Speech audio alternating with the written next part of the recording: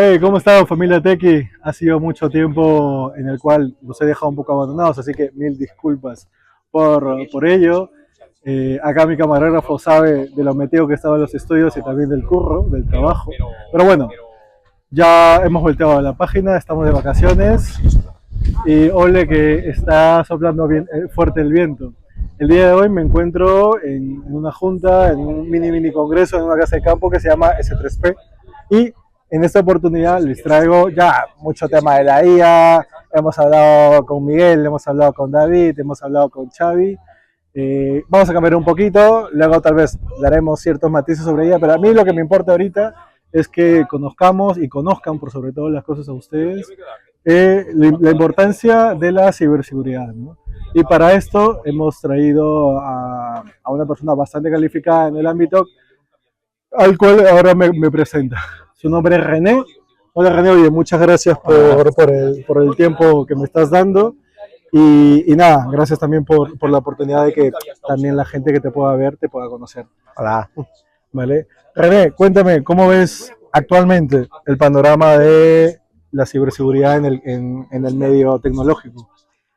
A ver, bueno, claro, es evidente que con los cambios que está viendo la sociedad, cada vez usamos más tecnologías digitales, cada vez estamos más centrados en utilizar Internet y las redes para jugar, para hacer transacciones económicas y tal. Por lo tanto, es normal que como más gente usa un medio, pues es normal que más se abuse de él. Y al final lo que acaba pasando es que, bueno, aunque los sistemas cada vez funcionan mejor, en realidad es más fácil ser atacados y por lo tanto, como veo el panorama, pues que van a incrementar el número de ciberataques en el futuro. Bueno, ya están incrementando, no es nada nuevo. Y esto muy aparte, parte de una curva de la evolución de la tecnología como tal. Evidentemente hay que decirlo también, es parte de, a raíz de descuidos de nosotros mismos. Correcto. ¿Podrías decirme brevemente unos 5 descuidos típicos que tenemos la gente, tal vez no tan techie y otros que no sean tan techie, para poder comparar? Claro, es una pregunta difícil de responder y enseguida verás por qué. A ver, en realidad tú puedes tener descuidos, ahora hablaré de ellos, tranquilo, pero por desgracia muchas veces son descuidos de terceros que te afectan a ti, lo cual lo hace todavía más difícil, ¿vale? Bueno. Entonces, descuidos típicos. Uno que engloba casi todo, desconocimiento o descuido de los usuarios, de poner la misma contraseña en todos los servicios que tengamos, ¿no? O de no activar el multifactor de autenticación para que nos pregunten con el otro dispositivo, ¿no? Por si acaso nos roban la contraseña y estas cosas, ¿no? Y bueno, y aquí ya podemos saltar a temas de redes sociales, ¿no? De que cuando recibamos un mensaje de que mi hijo está a punto de morirse por algo, antes llama a tu hijo, ¿no? Y a ver si es verdad, antes de darle 2.000 euros a la persona que te los pides, ¿no?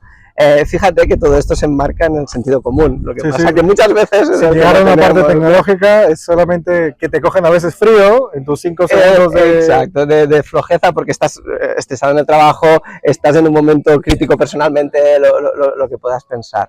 Pero esto vale, aquí esto está en nuestro control y esto se arregla estando pendientes de lo que tenemos que estar, fijándonos y aprender, ¿vale? Esto es relativamente fácil si lo tenemos en cuenta, pero después hay la otra parte que para mí es la más jodida, que es que yo puedo tener, mis contraseñas pueden ser seguras, yo puedo hacerlo todo bien, pero si resulta de que yo tengo un servicio en un tercero y aquel tercero es vulnerado por unos ataques, los atacantes van a obtener datos míos. Sí. Y después esto se puede usar para hacer un ataque contra otra persona. Y aquí es donde viene el problema, no tenemos control sobre esto. Entonces es muy difícil de controlar y aquí es donde vienen los ataques más sonados que se escuchan, ¿no? Por ahí. Sí, sí, la verdad. Yo el tema de ciberseguridad, de hecho, cuando me ha tocado desarrollar como tal proyectos, como siempre lo he dicho, y no es para alarmar, pero ustedes lo saben, yo me dedico más al rubro de la data y de la IA. Sí que obviamente dentro de nuestras soluciones tratamos en la medida de lo posible de que nuestras aplicaciones sean seguras, pero no somos expertos en seguridad. O sea, tenemos las nociones básicas para que un producto salga a producción y que no le pase nada, pero luego hay factores ya de terceros, como lo ha dicho René, que obviamente entran a la ecuación y, claro, no es tanto predictivo, pero sí lo que tendremos que hacer es reactivos, ¿no? Claro, bueno, sí, sin duda, ¿vale? La respuesta es sí, pero yo creo que es mejor si somos capaces de verlo antes. ¿Sabes cuál es el problema? Y de hecho lo has medio dicho tú. A mí, bueno, a ti te viene tu responsable, quien sea, y te dice, mira, necesito tal producto para dentro de X tiempo, el que sea. Y el X tiempo normalmente es menor del que tú querrías. O sea, te encantaría, como es lógico, tener más tiempo, ¿no? Sí, Entonces, sí. yo siempre que hablo de estos temas siempre digo lo mismo. Un producto en el mercado vale X. Un producto ciberseguro en el mercado vale 3X.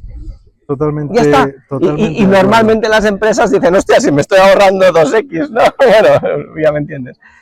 Ay, ¿sabes? Vale la pena, es que has puesto un ejemplo muy claro, que vale la pena indudablemente invertir en que toda solución que salga al mercado, darle ese plus de que sea seguro para el uso del usuario, ¿no? Sí, sí, sin duda, porque si no después sales en las noticias. Y no para decir que has salido en bolsa, ¿no? Sino para decir que te han atacado y que todos estos datos de tus usuarios, que de hecho, fijaros que lo jodido no es que a ti te ataquen. Evidentemente para tu empresa sí lo es, sin duda. Pero para tus usuarios es más jodido. Sí. Porque tienen datos suyos y ellos no han hecho nada. Sencillamente están, ser clientes tuyos. Exacto. Y si vosotros jugáis con data, hostia, no sé qué tipo de data jugáis, pero probablemente sea data que puede ser privada. Sí, sí. Entonces, pues, ya lo tenéis. Totalmente de acuerdo. Oye, y ya para cerrar tu bloque, René, ¿cómo ves ahora con todo el auge de la IA? Lamentablemente, como cualquier otra tecnología, tenemos, cuando una tecnología avanza, también lo malo también avanza. Entonces, Sí, ya se ha empezado a ver casos, lamentablemente, de gente, grupos que han utilizado la inteligencia artificial para hacer fraudes cibernéticos y hacking. Sí. Ante eso, ante esa situación, ¿qué hacer? ¿Cómo protegernos? ¿Qué tener en cuenta? Claro, de vuelta hay dos vertientes aquí, ¿no? Hay la vertiente corporativa, que es que yo uso la IA como atacante y ataco tu infraestructura. Aquí los agentes que se encargan de la protección de la empresa tendrían que estar preparados con herramientas, ¿vale? Tenemos hoy en día EDRs, Endpoint Data Response, que son aplicaciones que están preparadas para este tipo de problemas, por lo tanto por aquí estamos bastante tranquilos. Y después desde el punto de vista social, que es la típica llamada con el deepfake, ¿no? Y todas estas cosas que se están poniendo de moda. A ver, yo creo que todavía es temprano, tenemos la suerte, creo yo, que todavía la IA no ha llegado al punto en el que tú no lo puedas ver. A ver, Sí. de vuelta, volvemos a la casilla 1 de que tienes que estar atento, ¿no? Sí, sí, sí, sí. Pero todavía creo que estamos tranquilos, pero esto va a evolucionar. Entonces aquí Totalmente. lo típico que se recomienda es que la persona tenga algún tipo de clave con la otra persona para que no lo puedan... O sea, típica palabra clave que saben entre los dos, o la anécdota que no está publicada en ningún sitio que solo sabemos los dos. Sí, totalmente. ¿Sabes? Este tipo de cosas que te permiten identificar que te están intentando defraudar. La última pregunta, René, y esto creo que mucha gente lo hace indirectamente. ¿Tú le contarías tus temas personales, tu data privada, se la compartirías a ChatGPT? Ostras, esta pregunta es interesante porque, a ver, no, la respuesta es no, ¿vale? Sin duda, no. Ya escucharon, amigos, toda esa gente que me pregunta, no le compartas tu número de tarjeta, tus cosas personales. Ojo, ¿eh? Sin duda no. Lo que pasa que después sí que es verdad que es muy difícil que esta data se pueda extraer del modelo. Okay. ¿Vale? Son dos cosas diferentes, pero no lo haría sin duda, porque ya está. O sea, tenemos que tener claro que un servicio que parece gratuito no es gratuito nunca. Nadie regala nada. Así entonces, si ellos se lucran de tus datos indirectamente, lo hacen. Y es lógico porque tienen que pagar las facturas y las nóminas de esos ingenieros, ¿no? O sea, sí. Es evidente. Pues nada, oye René, muchísimas gracias por estos minutos que nos has dado. Creo que en poco tiempo nos has dado unas pinceladas de seguridad bastante importantes, no solamente para la gente técnico que trabajamos ya en el ámbito, sino también gente que usa tecnologías a por doquier y no tienen en cuenta de que usar tecnologías hoy en día es como estar trabajando en el aire y estamos delante de amenazas invisibles, ¿no? Y que muchas veces pues, terminan estando mal, pero bueno. Muchísimas gracias, René, y a ver si nos juntamos en otro episodio ya mucho más extenso. Perfecto, gracias. Hasta luego, chicos. Hello, familia Tequi. Ahora nos encontramos con Albert, muchísimas gracias por tu tiempo. Seguimos acá en S3P. Así que nada, Albert, para seguir profundizando en el mundo de la ciberseguridad, yo vengo del mundo del Data and AI. Quisiera preguntarte primero, ¿qué peligros ves en la IA desde tu perspectiva como desde la parte de seguridad informática y esto? Bueno, el tema de IA yo creo que ya todo el mundo es evidente, ¿no? Es el presente, ya todo el mundo utiliza IA para todo, buenos y malos, y a nivel de amenazas creo que todo el mundo habla, por ejemplo, del caso más evidente que es phishing, donde anteriormente a lo mejor recibíamos típica estafa al correo de phishing, pero que la podíamos relativamente detectar fácil porque estaba mal escrita, tenía ciertos errores ortográficos o cosas así. Creo que el uso de la IA, por ejemplo, el caso más evidente es que a día de hoy ya recibimos unos correos que están mucho mejor escritos, ¿no? Mucho más formal, mucho más legible en todo tipo de lenguajes, pero creo que todo esto va mucho más allá en todos los sentidos. Creo que este es el caso básico, pero amenazas avanzadas pueden utilizar la IA para perfilar mucho más sus ataques, para utilizar pues, Data Analytics y entender cómo camuflarse en ciertos entornos empresariales, a nivel de red, a nivel de endpoint, cómo pasar por debajo del radar sin que te detecte. Y esto con el uso de IA también, o incluso, lo comentaba también antes con alguna persona por aquí, el tema de atribución, el uso de IA, el hecho de que todo el mundo utilice IA, incluso los malos, va a permitir que si todos los malos o una parte de los malos utilizan un código relativamente similar, sea más difícil señalar a los malos porque no sabes quién es quién, sí. y puede dificultar mucho más su identificación, ¿no? O sea, yo creo que va a tener repercusión real en todos los ámbitos, tanto en el más básico como puede ser un phishing, el más profesionalizado como puede ser una amenaza avanzada, una APT, pero también en la parte de defensa donde la identificación incluso va a ser mucho más difícil. Sí, totalmente de acuerdo. Antes de que llegue el auge de la IA, recuerdo haber leído varios artículos en el cual lograron hackear o identificar a una persona mediante un algoritmo de deep learning en el cual detectaron una huella dactilar de una persona o de reconocimiento facial cuando desbloqueamos el móvil, sí. Este tipo de cosas. ¿Hay alguna manera de poder contrarrestar estas, ¿cómo decirlo? Estos caminos en falso? A nivel biométrico. Sí. Claro, es algo complicado porque a nivel biométrico es como una carrera de fondo, ¿no? Que están teniendo todas las empresas a ver quién implementa el algoritmo infalible sí. Biométrico de acceso. Es difícil porque es lo de siempre. Echa la ley, echa la trampa, yo te securizo una cosa por aquí, pero luego te sacan una vulnerabilidad de una forma de saltártelo. Se habla mucho de IA también para utilizar muchos patrones diferentes para validar un acceso. Sí. Yo creo que es una carrera de fondo y mañana saldrá un algoritmo que será súper potente, al día siguiente lo tumbarán porque encontrarán otra cosa sí. Y va a seguir evolucionando durante mucho tiempo y el gato del ratón, o sea, literalmente como estamos en ciber hoy en día. ¿Y tú recomendarías? Todo el mundo usa ChatGPT, Gemini, Copilot, Claude, etcétera, etcétera. Desde el aspecto de seguridad, no desde el aspecto de que sí, te responde bien, te responde mal. Desde el aspecto de seguridad, ¿son seguras estas aplicaciones para poder utilizarlas? Claro, eso es una pregunta que todo el mundo se hace, ¿no? Es ¿cuán de seguro es tener tu Gmail? Tú no tienes solo en tu casa, al final tienes servidores externos a tu casa donde tienes esta información. ChatGPT pues tiene sus servicios externos y al final pues no deja de ser información que tú estás enviando fuera de tu casa. Yo personalmente sí que soy un poco un extremo, yo tengo mis propios modelos desplegados en mi casa de IA. No creo que todo el mundo haga esto y está bien. Entonces yo personalmente creo que un poco de sentido común, quiero decir. Creo que es seguro utilizarlos, pero siempre y cuando no nos pasemos en dar cierta información muy confidencial, muy traceable, muy identificable, que pase lo que pase, pues yo creo que nos curamos todos en salud en limitar ese tipo de acceso, pero no solo en la IA, en cualquier lado. Limitar ese tipo de información, de darla en cualquier fuente.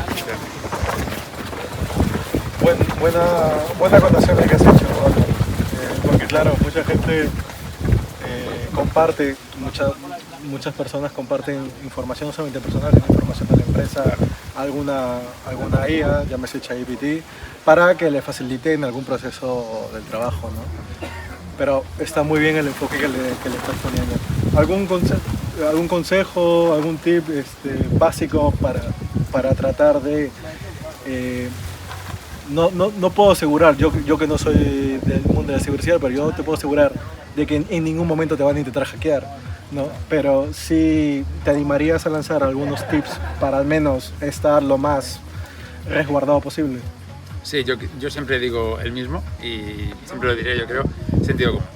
El sentido común creo que es la mejor arma contra todo esto y teniendo sentido común sobre qué información dar en depende de qué contextos, yo creo que ya te limita mucho la exposición a muchos peligros y a lo mejor pues, pensar en dar un dato muy personal, muy tuyo a un tercero, da igual si es una IA o un formulario que te pone una empresa, pues no está bien pensárselo un par de veces, ¿no? Antes de hacerlo. Entonces yo recomiendo personalmente sentido común y informarse sobre todas estas tecnologías, sobre cómo funcionan. Yo creo que lo mejor es entender qué hay detrás para saber lo que estés haciendo. Perfecto, oye Albert, muchísimas gracias. Me ha gustado mucho el enfoque que le has dado en estos breves minutos. Te invito para tal vez en un episodio futuro de JTech tenerte y pues poder hablar un poco más largo y extendido. Súper. Dale, tío, muchísimas gracias. Familia Techie, nuevamente ahora estamos con nuestro tercer invitado. Ya muy pronto van a conocer al gran anfitrión de todo este evento en el cual me encuentro ahorita. Así que ahora nos encontramos con otro experto en la ciberseguridad que se llama Rosén. Rosén, muchísimas gracias a ti, por compartirte en este momento. Rosén, cuéntame, ¿cómo ves el panorama de la ciberseguridad hoy en día? Sí, no te estoy metiendo nada de la IA, pero en general, ¿cómo estás viendo el mercado? ¿Cómo estás viendo a la gente? A ver, realmente está viendo desde un punto de vista, bueno, yo al final tengo una empresa, una consultora y está viendo mucho trabajo, ¿vale? A nivel de la madurez de lo que sería el cibercrimen está muy alto y nos encontramos cada vez problemas más graves. Nosotros tenemos por un lado una parte en la cual tenemos equipos de respuesta rápida ante incidentes, de hecho nos alimentamos de esto y los ataques que vemos cada vez son más complejos, cada vez es más difícil, está todo bastante complicado y en la parte de lo que sería el mundo de la auditoría, lo que se audita normalmente está bastante mal y hay mucho trabajo por hacer. ¿Podrías mencionar uno o dos casos complicados en el cual el usuario final o el afectado haya terminado mal? Sí, te cuento. La primera historia que viví en mi vida hace 10 o 12 años, en esto prácticamente el primer ransomware que encontré. Para la gente que no está aquí, ¿qué es un ransomware? El ransomware, de hecho, el ransomware de la palabra secuestro, ¿vale? Lo que te hacen es secuestran los datos de tu compañía y exigen un rescate para su recuperación. Eso pasó en un banco en Perú, pero luego te cuento. Sí, tanto, no. En este caso, el primer caso hace 10 o 12 años y terminó cerrando la compañía. Era una empresa que vendía camas y estaba en ese momento estaba un poco mal y terminó fatal la cosa. Y el último caso, que no es horrible pero está mal, hace menos de 15 días una empresa que terminó pagando un rescate. Sí. ¿Y es recomendable pagar en estos casos? A ver, la recomendación es no pagar porque realmente fomentas el cibercrimen. Al final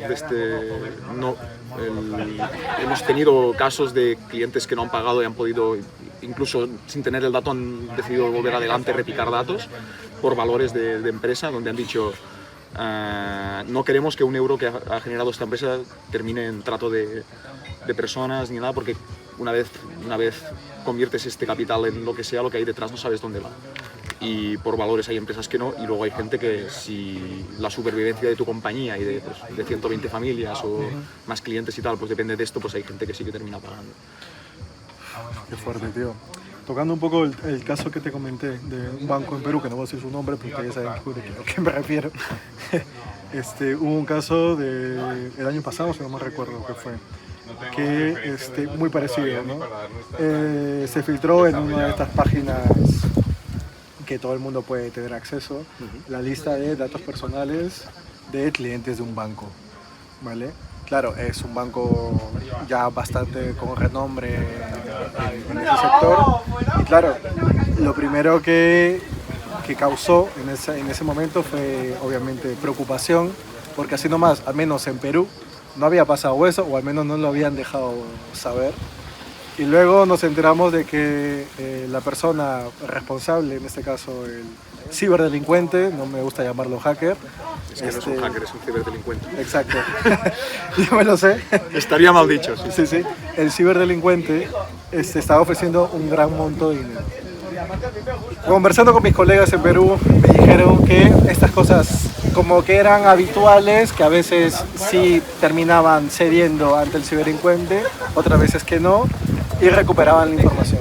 En este caso, lo que a mí, a título personal, no estuve de acuerdo, y es, repito, es una opinión personal, es de que en ningún momento el banco reconoció tal vez un error o una falla en su seguridad, que toda empresa la puede tener. Yo creo que yo, sin ser experto en seguridad, puedo decir que al día de hoy cualquier empresa es ciberatacada. No, bueno, sí, realmente, Jota, todas las compañías son atacadas. Exacto. Y... que te afecte es otra cosa, ¿no?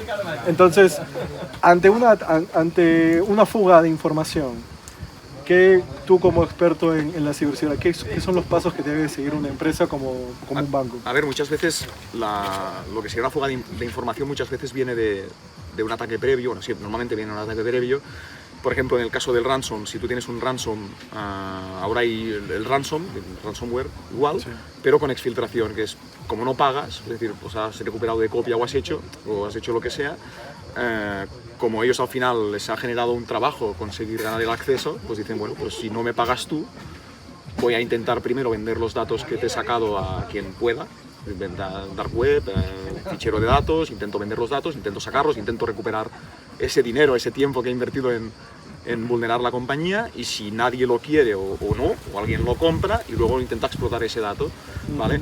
Luego si lo normal, pueden pasar dos cosas, que la compañía, o en este caso el banco, haya decidido esconder que les ha pasado algo, lo cual está muy mal, ¿no? O debería estar muy mal.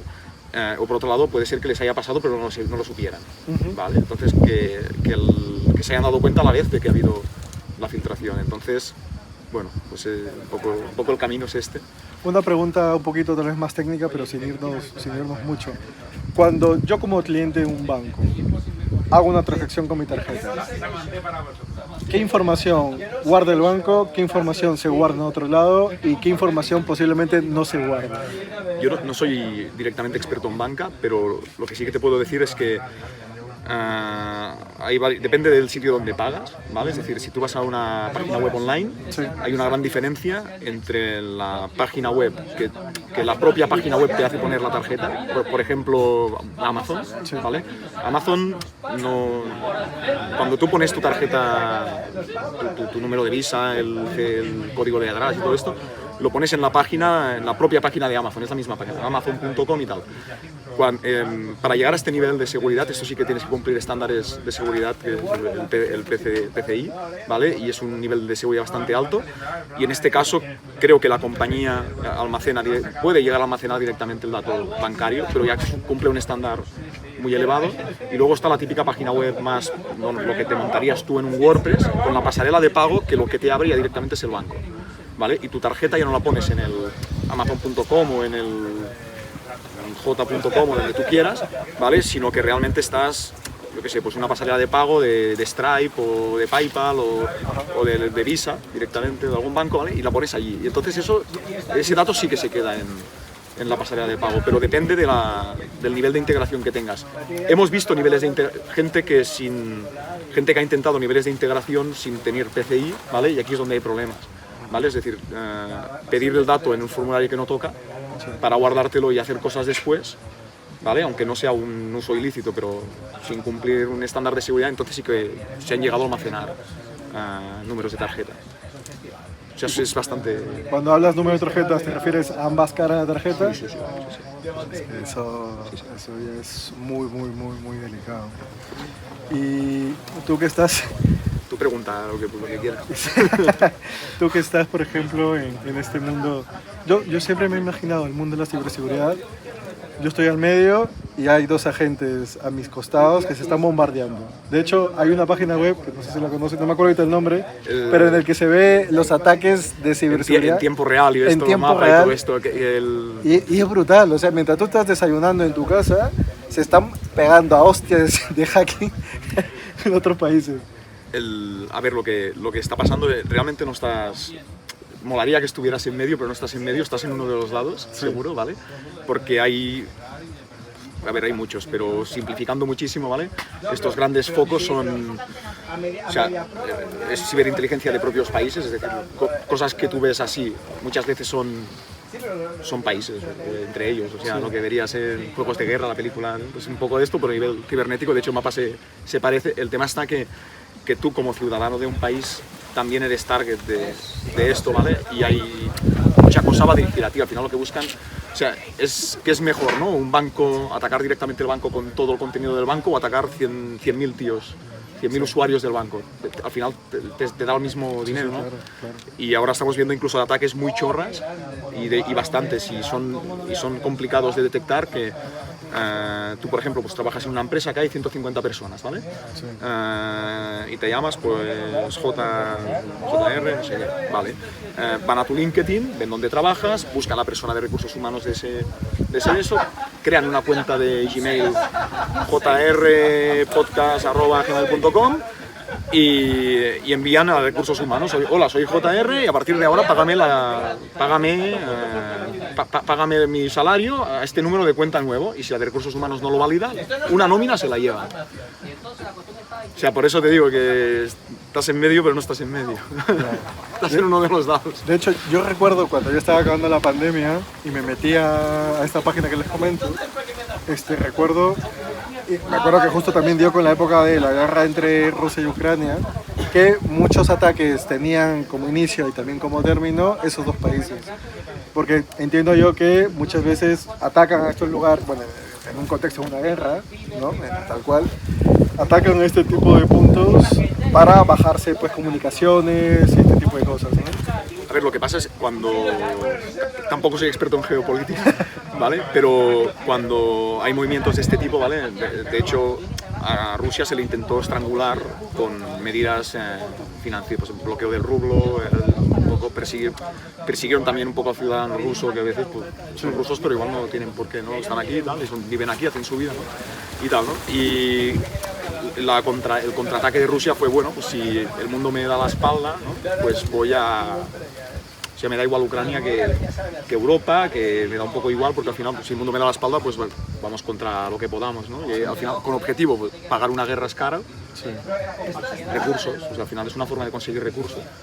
Y entonces fue un pico muy bestia, y de hecho el pico no ha parado, sigue habiendo mucho ataque desde ahí. Tío, para culminar, ¿tendrías algún tip o conjunto de tips en el cual tú le puedes decir a la gente, oye, siguiendo estos pasos, no te voy a asegurar que no te van a hackear, pero sí que vas a estar más seguro? A ver, para hacerlo muy fácil, es muy complicado, ¿vale? Pero para intentar simplificarlo al máximo, lo que te decían de pequeño, de si algo es muy bueno, no te lo creas, o viene alguien te ofrece algo gratis, ¿no? En internet hay o sea, la estafa que más recibe un usuario, una persona que no está metida en esto, a no ser que tenga cargos más directivos y tal, pero un usuario normal, hostia, no sé si llamadas de estas de quiere un salario de 3.000 euros al mes de Amazon, no sé qué, no sé cuánto, o sea, todo esto colgar, bloquear y marcar como spam, ¿vale? De cualquier cosa que tenga mala pinta, pues descartarla, ¿vale? Con esto te quitas un montón de curro, y luego ya lo demás es más complicado, pero con esto te sacas bastantes libros, ¿eh? Sí, sí, Porque sí. hay gente que le da a todo y dice, hostia, voy a probar a ser millonario. De hecho, ahora que con eso terminamos, recuerdo que cuando pasó lo de el robo cibernético al Banco de Perú, en Perú, por ejemplo, creo que en España sí, hay seguros contra estafas cibernéticas. Sí, aquí también están. Sí, ¿no? Sí, en sí, Perú no existe absolutamente nada de eso. Y yo creo que después de un ataque, no sé si ya lo empezarán a implementar, pero eso también es una medida para de alguna manera contrarrestar al menos si en caso te sucede, ¿no? No está pensado para, de momento no lo he visto, creo, para particular, Ajá. sí que a nivel de empresa. Y luego a nivel de empresa, y este caso es bastante curioso y creo que para cerrar te va a gustar, el mundo de los seguros sabes cómo funciona, ¿vale? El mundo de los seguros, un seguro es como un bote, meten mucho dinero en un bote, dicen, bueno, si 10 personas meten dinero aquí para el seguro del coche y hay un siniestro, ¿no? Hay un siniestro, pues hay dinero en el bote, podemos pagar, ¿no? Si todos tienen dinero a la vez, no hay dinero en el bote y no podemos pagar y el seguro quiebra, ¿no? Cuando apareció el ransomware, estos ataques de principio, lo que te he comentado antes de la empresa que ya estaba tocada y cerró y tal, no sé qué, los seguros dijeron, hostia, vamos, si protegemos esto, es una nueva fuente de ingresos potencial, ¿no? Y porque, bueno, había pocos ataques, o era relativa, y lo que pedían era poco dinero y tal, ¿no? Claro, para asegurar un coche, hace 60 años que tienen estadísticas, ¿vale? Y saben que si tu coche es rojo, si eres rojo, tienes 18 años y no sé qué, no sé cuántos, hostia, ponle la prima alta que hay más accidentes, ¿no? Pero en ciber no había histórico, ¿vale? Entonces se metieron una hostia, se metieron una hostia muy fuerte y muchas compañías que se habían metido en seguros de ciberriesgos se volvieron hacia atrás y cancelaron pólizas, desaparecieron, decían que no hacían más. Y las que han quedado, que no son muchas, o primas muy altas, o sea, el precio ya es más alto, o te piden unos requisitos de acceso que ya, si los cumples, es que estás bastante bien. Es decir, dicen, solo te acepto si pues, no tienes 18 años, te tienes un coche rojo. Así es imposible. Y no sé cuántos, con lo cual asumen un reducido nivel de riesgo, ¿no? Y se han especializado. Pero está bien porque existen, y está bien que existan, y es una salvaguarda, ¿vale? Dentro de tu esto, pero no puedes ir por la vida sin proteger, porque la aseguradora también te dice que te protejas y no te asegura. Bueno, ya saben un poquito cómo se maneja el tema de los seguros ya por el lado de la ciberseguridad. Diego, te agradezco muchísimo por estos tiempos y espero verte en algún episodio de JTech ya un poquito más largo y extendido y hablar un poquito más. Lo que necesites. Listo, oye, muchísimas gracias. Saludos, tío.